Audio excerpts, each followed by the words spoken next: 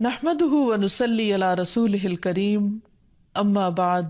फ़अऊज़ु बिल्लाहि मिनश शैतानिर रजीम बिस्मिल्लाहिर रहमानिर रहीम रब्बिश्रह ली सदरी व यस्सिर ली अमरी वहलुल उक़दतम मिन लिसानी यफ़क़हू क़ौली। अस्सलामु अलैकुम व रहमतुल्लाहि व बरकातुहू। नाज़रीन,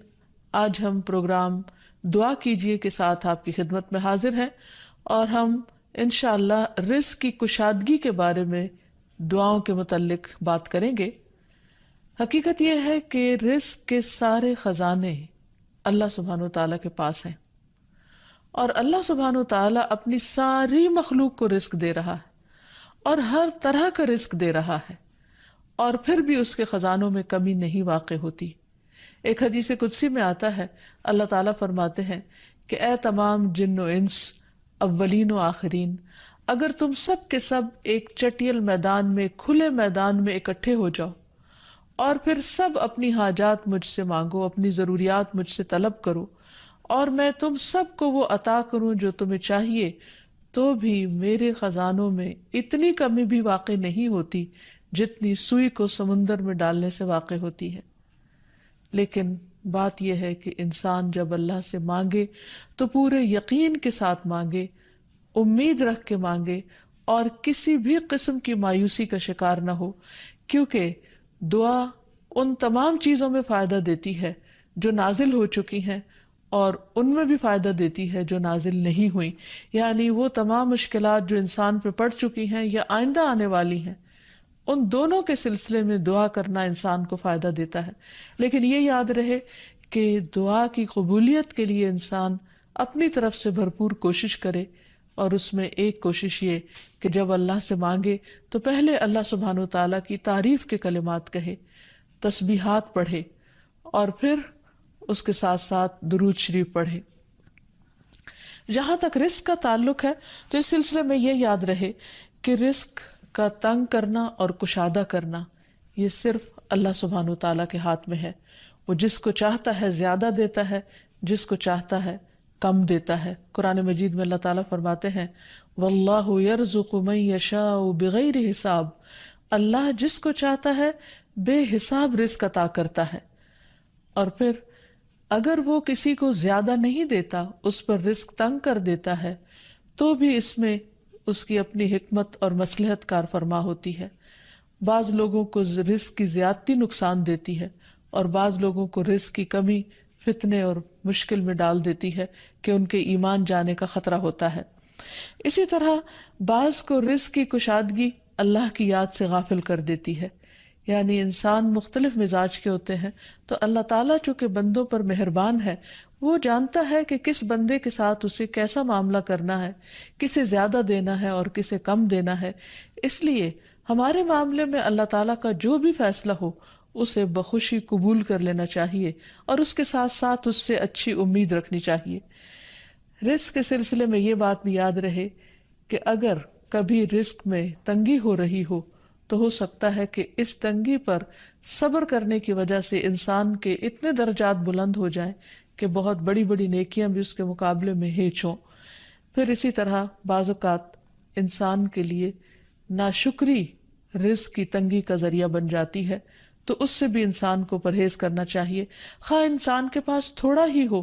तो भी उस पर अल्लाह ताला का शुक्र अदा करना चाहिए, क्योंकि अल्लाह ताला का वादा है, लइन शकरतुम लअज़ीदन्नकुम, अगर तुम शुक्र अदा करोगे तो मैं तुम्हें और ज़्यादा अता करूँगा। क्योंकि हर इंसान जिसके पास जितना भी है वो अमूमन कमी का रोना रोता रहता है। इसीलिए हमें ये सिखाया गया है कि रिस्क के मामले में हम यानी दुनियावी मामलात में अपने से नीचे वालों को देखें कि उनके पास क्या है। तो इंसान के पास जो कुछ भी हो, इंसान उस पर राज़ी हो सकता है, मुतमईन हो सकता है, खुश हो सकता है और अल्लाह ताला का शुक्रगुजार हो सकता है। और ये हमेशा याद रखे कि असल में अर्रज़्ज़ाक़ तो अल्लाह ताला ही है। इसलिए जब भी रिस्क के मामले में किसी भी किस्म की कोई मुश्किल हो, ऊंच नीच हो, तो फ़ौरन अल्लाह ताला की तरफ इंसान रुजू करे और अल्लाह ताला से खूब खूब दुआएं करे, क्योंकि वो दुआओं का सुनने वाला है, करीबुन मुजीब है, बहुत करीब है और हर बात का जवाब देता है। ایسا نہیں کہ وہ انسان کی دعا کو نظر انداز کر دیتا ہے، اور یہ تو اس کا خود حکم ہے، وَقَالَ رَبُّكُمُ ادْعُونِي أَسْتَجِبْ لَكُمْ، تمہارا رب کہتا ہے کہ تم مجھ سے مانگو تو میں تمہاری دعا قبول کروں گا۔ تو ہمیشہ ہمیں یہ یاد رکھنا چاہیے کہ رزق کی کنجیاں اللہ تعالیٰ کے پاس ہیں۔ فرمایا لَهُ مَقَالِيدُ السَّمَاوَاتِ وَالْأَرْضِ يَبْسُطُ الرِّزْقَ لِمَن يَشَاءُ وَيَقْدِرُ إِنَّهُ بِكُلِّ شَيْءٍ عَلِيمٌ، آسمانوں اور زمین کی چابیاں اسی کے پاس ہیں، وہ جس کے لیے چاہتا ہے رزق کشادہ کر دیتا ہے اور جس کو چاہتا ہے تنگ کر دیتا ہے، بلا شبہ وہ سب کچھ جاننے والا ہے۔ اور پھر تمام مخلوقات کے رزق کی ذمہ داری اسی پر ہے۔ فرمایا وَمَا مِن دَابَّةٍ إِلَّا عَلَى اللَّهِ رِزْقُهَا، اور کوئی جاندار ایسا نہیں کہ جس کے رزق کا ذمہ اللہ کے اوپر نہ ہو۔ کوئی ایک چھوٹی سے چھوٹی چیونٹی اور اس سے بھی چھوٹی مخلوق، ان سب کو وہی کھلاتا اور پلاتا ہے، وہی زندگی دیتا ہے اور زندگی کے اسباب مہیا کرتا ہے، لیکن اکثر لوگ اللہ تعالیٰ کے اس اختیار سے لا علم ہیں۔ اسی لیے اللہ تعالیٰ فرماتے ہیں قُلْ إِنَّ رَبِّي يَبْسُطُ الرِّزْقَ لِمَن يَشَاءُ وَيَقْدِرُ وَلَكِنَّ أَكْثَرَ النَّاسِ لَا يَعْلَمُونَ، کہہ دیجئے بے شک میرا رب رزق فراخ کرتا ہے جس کے لیے چاہتا ہے اور تنگ کر دیتا ہے، لیکن اکثر لوگ علم نہیں رکھتے، یعنی بہت سے لوگ اس حقیقت کو بھول جاتے ہیں،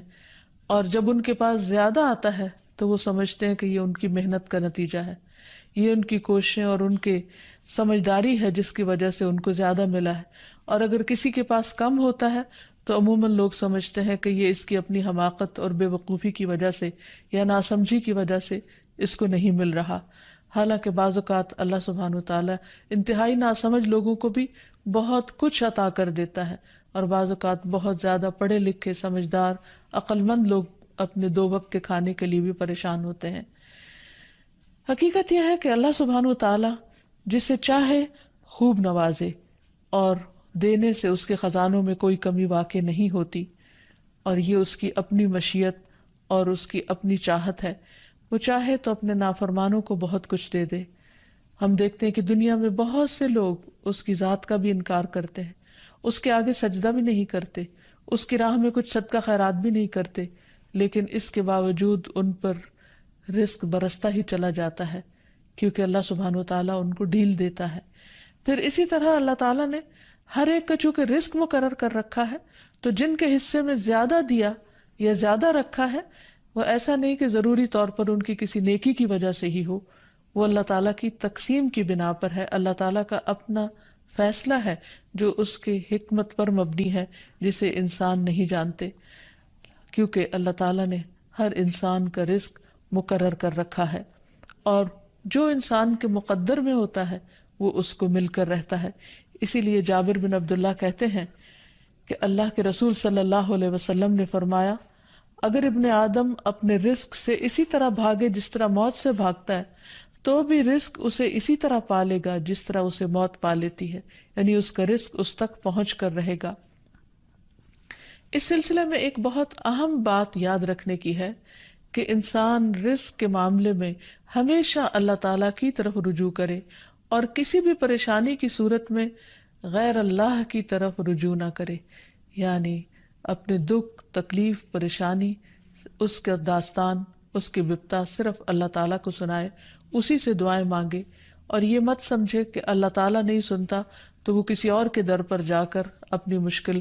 بیان کر کے اسے مشکل کشا سمجھتے ہوئے اس سے اپنی حاجات پوری کروا سکتا ہے۔ قرآن مجید میں اللہ تعالیٰ فرماتے ہیں وَاللَّهُ جَعَلَ لَكُم مِّنْ أَنفُسِكُمْ أَزْوَاجًا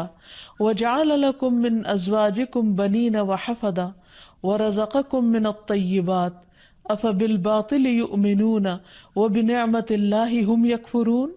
وَيَعْبُدُونَ مِن دُونِ اللَّهِ مَا لَا يَمْلِكُ لَهُمْ رِزْقًا مِّنَ السَّمَاوَاتِ وَالْأَرْضِ شَيْئًا وَلَا يَسْتَطِيعُونَ، اور اللہ نے تمہارے لیے خود تم ہی سے بیویاں بنائیں، اور تمہارے لیے تمہاری بیویوں سے بیٹے اور پوتے بنائے، اور تمہیں پاکیزہ چیزوں سے رزق دیا، تو کیا وہ باطل کو مانتے ہیں اور اللہ کی نعمت کا انکار کرتے ہیں؟ اور وہ اللہ کے سوا ان کی عبادت کرتے ہیں جو نہ انہیں آسمانوں اور زمین سے کچھ بھی رزق دینے کے مالک ہیں، اور نہ وہ طاقت رکھتے ہیں۔ تو اس آیت سے واضح طور پر پتہ چلتا ہے کہ اللہ کے رزق کے خزانے صرف ان کا مالک اللہ ہی ہے، اس کے علاوہ کوئی نہیں۔ اگر اللہ تعالیٰ کسی کو رزق نہ دے تو کوئی اور کچھ بھی نہیں دے سکتا، کیونکہ اللہ تعالیٰ نے ملکیت کے یہ سارے اختیارات اپنے پاس رکھے ہوئے ہیں، کسی اور کو نہیں دیے۔ جیسا کہ ایک اور آیت میں آتا ہے کہ انسان کو اللہ ہی کے ہاں رزق تلاش کرنا چاہیے۔ فرمایا انما تعبدون من دون اللہ اوثانا وتخلقون افکا ان الذین تعبدون من دون اللہ لا يملكون لكم رزقا فابتغوا عند اللہ الرزق واعبدوہ واشکروا لہ الیہ ترجعون۔ تم اللہ کے سوا چند بتوں ہی کی تو عبادت کرتے ہو اور تم سراسر جھوٹ گھڑتے ہو۔ بلا شبہ اللہ کے سوا جن کی تم عبادت کرتے ہو تمہارے لیے کسی رزق کے مالک نہیں، سو تم اللہ کے ہاں ہی رزق تلاش کرو اور اسی کی عبادت کرو اور اس کا شکر کرو، اسی کی طرف تم لوٹائے جاؤ گے۔ یعنی اسی نے تمہیں پیدا کیا، وہی تمہیں رزق دیتا ہے، اسی کی طرف تمہاری واپسی ہے۔ اس لیے تم نہ اللہ کے سوا کسی اور کی عبادت کرو اور نہ ہی اس کے آگے ہاتھ پھیلاؤ اور نہ اس سے توقع رکھو کہ وہ تمہیں کچھ دے گا، بلکہ اس کے مقابلے میں پورے یقین کے ساتھ اللہ تعالیٰ سے ہی مانگتے رہو، کیونکہ نبی صلی اللہ علیہ وسلم نے فرمایا کوئی شخص اس طرح دعا نہ کرے کہ اے اللہ اگر تو چاہے تو مجھے روزی دے، بلکہ پختگی کے ساتھ سوال کرے، پورے عزم کے ساتھ سوال کرے، کیونکہ اللہ جو چاہتا ہے کرتا ہے اور اس پر کوئی جبر کرنے والا نہیں ہے۔ اور جب بندہ اللہ سے رزق مانگتا ہے تو اللہ تعالیٰ اس کو عطا کرتا ہے۔ نبی صلی اللہ علیہ وسلم نے فرمایا جب تم اللہم ارزقنی کہو گے تو اللہ تعالیٰ فرمائے گا میں نے رزق دینے کا فیصلہ کر لیا۔ یعنی جب تم کہو گے کہ اللہ مجھے رزق دے تو اللہ تعالیٰ تمہیں جواب دے گا کہ ہاں میں تمہیں رزق دوں گا۔ اس لیے اس حوالے سے مکمل طور پر اللہ سبحانہ وتعالیٰ پر بھروسہ کرنا چاہیے، اللہ تعالیٰ کا تقوی کرنا چاہیے، یعنی اللہ تعالیٰ سے ڈرتے رہنا چاہیے اور رزق کی تلاش میں حرام راستے اختیار نہیں کرنے چاہیے، کیونکہ اللہ سبحانہ وتعالیٰ کا وعدہ ہے وَمَن يَتَّقِ اللَّهَ يَجْعَل لَّهُ مَخْرَجًا وَيَرْزُقْهُ مِنْ حَيْثُ لَا يَحْتَسِبُ۔ جو اللہ کا تقوی اختیار کرے گا اللہ تعالیٰ اس کے لیے مشکل سے نکلنے کی کوئی راہ ضرور بنا دے گا اور اس کو وہاں سے رزق عطا کرے گا جہاں سے وہ سوچتا بھی نہیں ہوگا، یعنی اس کا وہم و گمان بھی نہیں ہوگا، اس کا خیال بھی نہیں ہوگا۔ اللہ تعالیٰ غیب سے ایسے اسباب پیدا کر دے گا جن کے بارے میں انسان نے کبھی سوچا نہ ہوگا۔ لیکن شرط یہ ہے کہ جب انسان کے اوپر آزمائش کا وقت ہو تو اس وقت وہ اللہ تعالیٰ سے حلال ہی کو طلب کرتا رہے اور پریشان ہو کر حرام راستے اختیار نہ کرے۔ اللہ تعالیٰ کا وعدہ ہے کہ اگر کوئی اللہ سے ڈرتا ہے، اللہ کی اطاعت کرتا ہے، اللہ کی نافرمانی سے بچتا ہے، تو پھر ایسی صورت میں اللہ تعالیٰ اس پر آزمائش کے ختم ہونے کے بعد آسمان و زمین سے برکتوں کے دروازے کھول دے گا۔ فرمایا وَلَوْ أَنَّ أَهْلَ الْقُرَىٰ آمَنُوا وَاتَّقَوْا لَفَتَحْنَا عَلَيْهِمْ بَرَكَاتٍ مِّنَ السَّمَاءِ وَالْأَرْضِ۔ اور اگر یہ بستیوں والے ایمان لے آتے اور اللہ کا تقوی اختیار کرتے تو ہم ان پر آسمان اور زمین کی برکتوں کے دروازے کھول دیتے۔ یعنی اللہ تعالیٰ ان دروازوں کو بند کر کے آزماتا ضرور ہے، لیکن وہ دیکھتا یہ ہے کہ بندہ کرتا کیا ہے، اور جب بندہ اللہ کی اطاعت ہی کا عزم دل میں رکھتا ہے تو اللہ تعالیٰ اپنی رحمتیں عام کر دیتا ہے۔ پھر یہ کہ انسان کو اللہ کی تقسیم پر راضی رہنا چاہیے۔ اگر اپنے سے زیادہ کسی کو ملا ہے تو اس پر حسد نہیں کرنا چاہیے، اور اگر اپنے سے کم کسی کے پاس ہے تو اس کے اوپر اس کو حقیر نہیں سمجھنا چاہیے، بلکہ انسان کی قدر کرنی چاہیے اور ہمیشہ یہ سوچنا چاہیے